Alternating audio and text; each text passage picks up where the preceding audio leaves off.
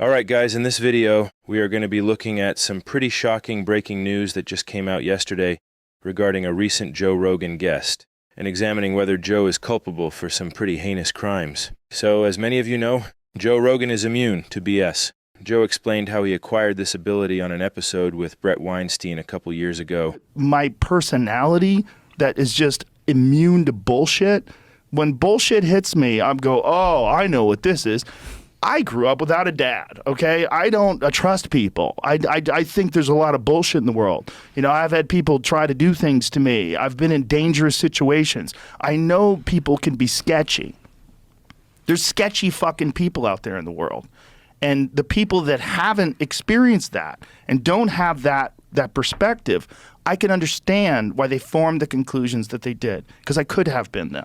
I 100% could have been them. It's sound logic, guys. You really can't argue with it, and if you do, you're going to have to provide a 2,000-word essay explaining to me why you unfairly hate Joe Rogan. It's only fair. So if you have a dad, guys, well, I'm sorry to say that you are going to be susceptible to bullshit for the rest of your days. But if you're like Joe and your dad left one day because your mom bought hamburger meat instead of T-bones, well, congratulations. You've managed to unlock the anti-bullshit feature of the human psyche that is only accessible to guys whose dads ran away. Well, guys, I don't know if we should believe it, because we've seen some pretty good dupes from Joe in just the last couple years. There's kids, ready for this? My friend, his wife, is a school teacher. And she works at a school that had to install a litter box in the girls' room because there is a girl who's a furry who identifies as an animal. Here's the thing. If you could teach your cat to use the toilet, you would.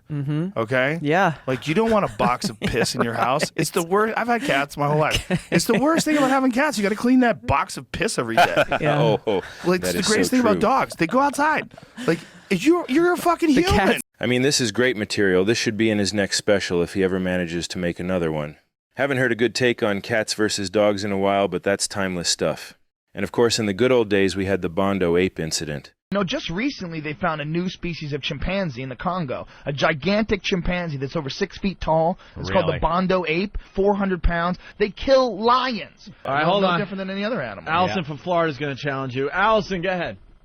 Yeah, I'm a primatologist. There's no such thing as a Bondo ape. You're a fucking idiot. I have a PhD from When 2000. did you graduate? When? From 2000. Yeah, I've been to Africa. What are you laughing at? Why are you laughing? Why are you laughing? I'll tell you why you're laughing, because you don't have a point. So you're trying to, oh, you're ridiculous. I have a PhD. It's on National Geographic, stupid. NationalGeographic.com. CNN.com, stupid. No. There was bones. And we also had my personal favorite, the moon landing hoax stuff, which Joe was so deep into that he was going out for fancy dinners with one of the main moon landing hoax guys. That dork that Buzz Aldrin bopped in the face a while back. Yeah, this guy. Why don't you swear on the Bible that you walked on the moon? You tell him to get out of here. This is a hotel. We'll call the police. And I misrepresented myself. Away from me. You're a coward and a liar and a thief. What a guy. These were all pretty funny, but unfortunately we now have a really big problem, guys. This might be my new favorite Joe duping yet. Joe just had this guy on a few weeks ago to discuss prison sentencing reform, I guess. And of course, Joe strapped himself into his booster seat, put on his full-body bib, the kind with the sleeves and everything, and ate up that slop with a big spoon like a big hungry toddler. Introduce your friend. This is my friend, my client, my brother, Sheldon Johnson. Typically, the person sitting to my right is someone that was wrongfully convicted. So I don't want to bury the headline. Sheldon is guilty. Another miracle sitting to my right, just like a marvelous human being who was basically told by a judge that you don't matter, you don't count, and I'm going to throw your life away for a crime in which the victim received 2 stitches on a second offense, his first offense being a gun possession charge.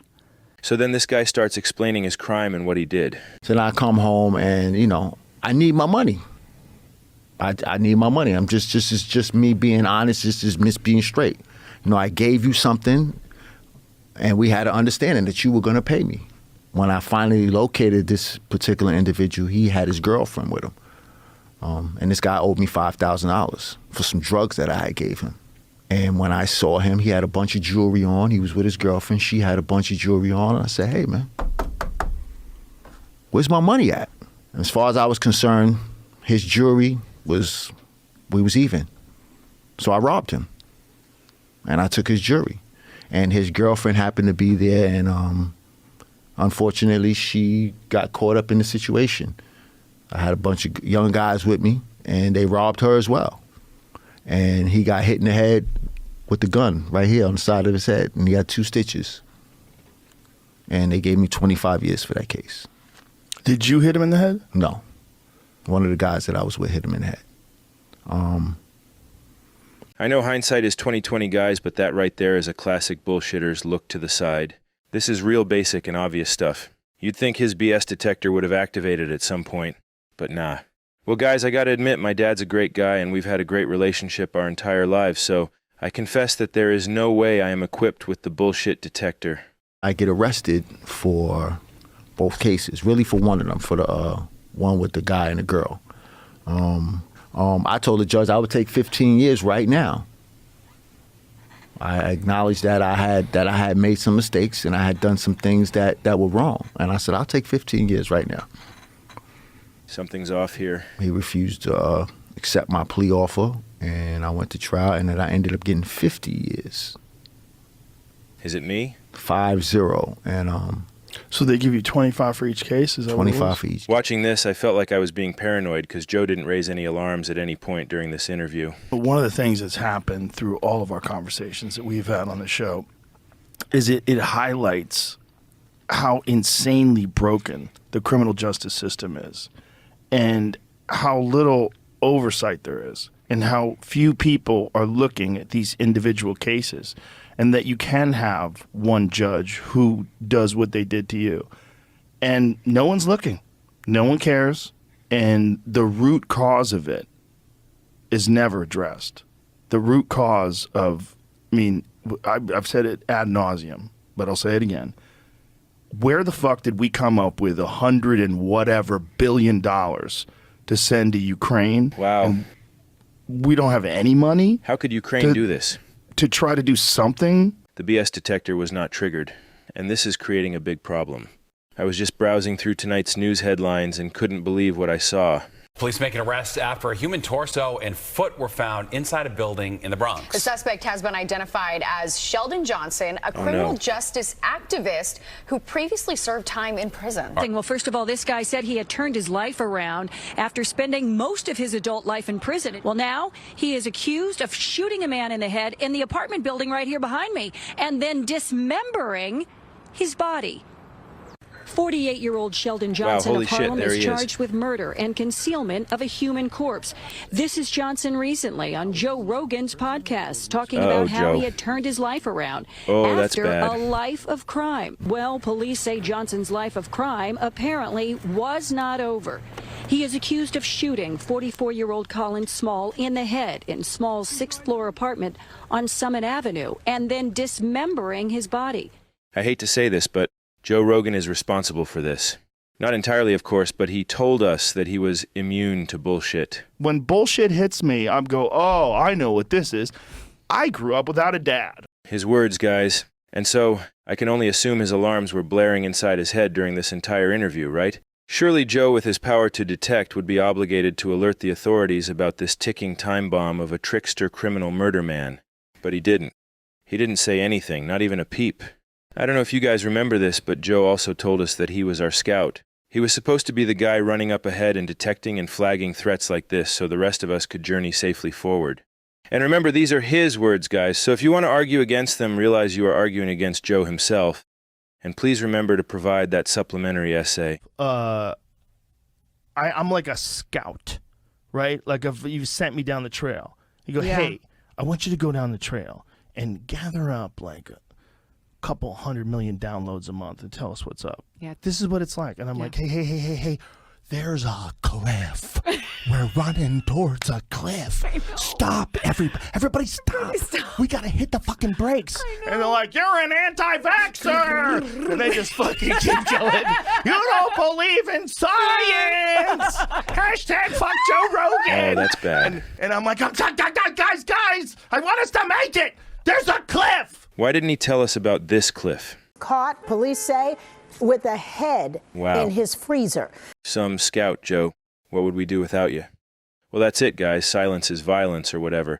Joe Rogan, by his own logic, is culpable in this murder due to the negligence of not flagging the murder man and for not alerting the authorities after his bullshit detector presumably had gone off on this guy.